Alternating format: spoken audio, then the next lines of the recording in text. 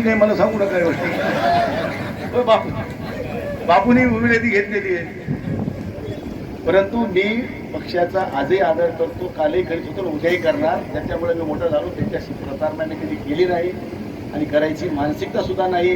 परंतु शेवटी परिस्थिती काय काय निर्माण होईल ती उद्याची आज नाही सांगू शकणार. म्हणजे प्रश्नार्थ चिन्ह टाकून सोडतो. शेवटी राजकारण आता समाजकारणावर अवलंबून राहिलेलं नाही. आर्थिक निकषावर राजकारणाला मोठं आता बळ मिळालेलं आहे. मतदाराला सुद्धा वाटतंय की मला किती नगदी मिळणार आहे ते बघा. मतदानाच्या दिवशी मोठ्या मोठ्या परिवारातले लोक पैसे मागत नव्हते, पण माझ्या घरात 7 मत आहेत बरं का म्हणून जाणीव करून देत होते. हे बी आम्ही अनुभवलंय.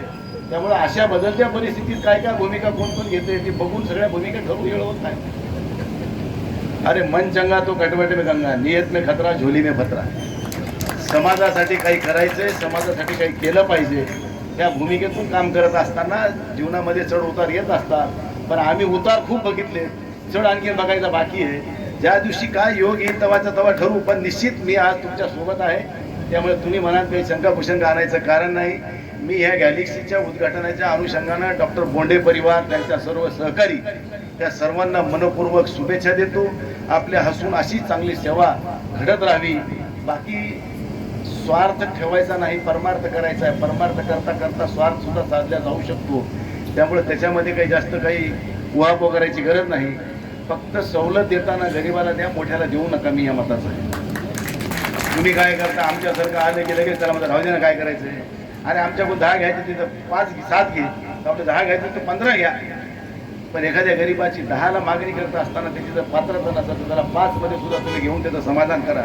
हेच खरं पुण्याचं काम आहे असं मला ठिकाणी म्हणायचं आहे. आणि गव्हर्नमेंट मेडिकल कॉलेज परभणीला का असावं ह्याच्यासाठी जे आम्ही लढा उभा केला. फक्त हे सगळी परिस्थिती आम्ही उघड्या डोळ्यानं अनुभवलेली आहे. म्हणून मी त्या ठिकाणी तेवढा अग्रेसिव्ह त्या गव्हर्नमेंट मेडिकल कॉलेजसाठी होतो.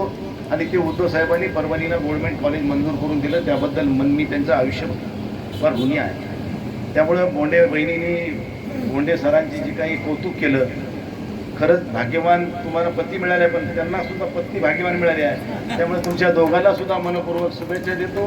आणि पुन्हा एकदा गॅलेक्सी परिवाराला खूप खूप शुभेच्छा देऊन या ठिकाणी तुम्ही आम्हाला मनपूर्वक बोलावलं, आमचं मनपूर्वक स्वागत केलं, त्याबद्दल आपलं मनापासून स्वागत करतो.